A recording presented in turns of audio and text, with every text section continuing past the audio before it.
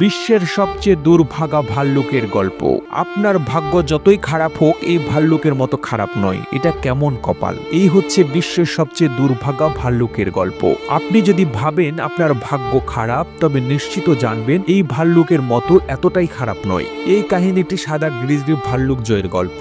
এটি সত্যিই পৃথিবীর অন্যতম দুর্ভাগা প্রাণী হিসেবে বিবেচিত হতে পারে। জয়ের গল্প এমন এক ঘটনার শিকার যা শুনলে আপনি বিশ্বাস করতে পারবেন না। চলুন জয়ের অদ্ভুত যাত্রা এবং দুর্ভাগ্যের কাহিনী বিস্তারিতভাবে জেনে নেওয়া যাক। একদিন জয় জঙ্গলে খাবার খুঁজছিল। ঠিক তখনই একটি এনিমেল প্রোটেকশন অর্গানাইজেশন তার উপর নজর দেয়। তারা জয়কে দেখে ভুল বুঝে এবং মনে করে এটি একটি পোলার ভাল্লুক, কারণ তার সাদা পশম ছিল। তাদের ধারণা ছিল হয়তো পোলার ভাল্লুকগুলো খাবারের খোঁজে কিছুটা দূরে চলে এসেছে।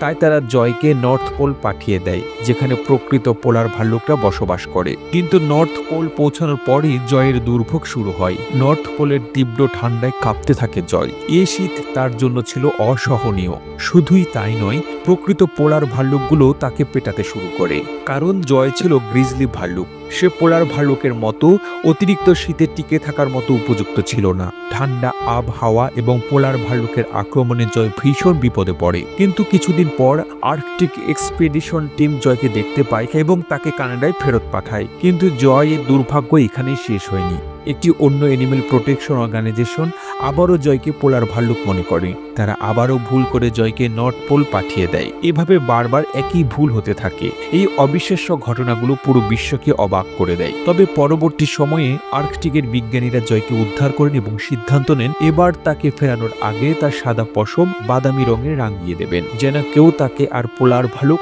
ভাবে না। কিন্তু কিছুদিন পর জয়ের সাদা পশম আবারও ফিরে আসে। তখন লোকেরা তাকে অশুদ্ধ পোলার ভাল্লুক মনে করতে শুরু করে। তবে এবার তাকে আবার নর্থ পোল পাঠানোর পরিবর্তে একটি চিড়িয়াখানায় রাখা হয়। কিছু সময় পর চিড়িয়াখানার কর্মীরা অবশেষে বুঝতে পারেন এটি আসলে আলবিনো গ্রিজলি ভাল্লুক, যার সাদা পশম থাকার কারণেই সে বারবার ভুল বোঝার শিকার হয়েছেন। এরপর তাকে তারা জঙ্গলে ফেরত পাঠিয়ে দেন, যেখানে সে তার জীবনের বাকি অংশ সঠিকভাবে কাটানোর সুযোগ পায়। প্রতিবেদনটি তৈরিতে তথ্য ও উপাত্তের সাহায্য নেওয়া হয়েছে দূরবীন ডেইলি নিউজ নামক ফেসবুক পেজ থেকে। আর এতক্ষণ আপনারা সঙ্গে ছিলেন বিশ্ব বাংলার। সেই সঙ্গে আপনি বাংলাদেশের কোন জেলা থেকে এই ভিডিওটি দেখছেন আমাদের কমেন্ট করে জানান। আমরা পরবর্তী ভিডিওতে আপনাকে ধন্যবাদ জানাতে ভুলব না। এতক্ষণ বিশ্ব বাংলার সাথে থাকার জন্য অসংখ্য ধন্যবাদ।